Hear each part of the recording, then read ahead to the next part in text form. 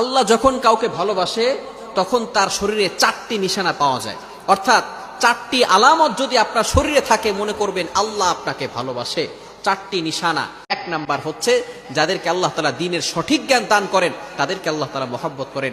Number 2, দ্বিতীয় number হচ্ছে যারা বেশি বিপদে পড়ে আল্লাহ তাআলা তাদেরকে মহব্বত করেন।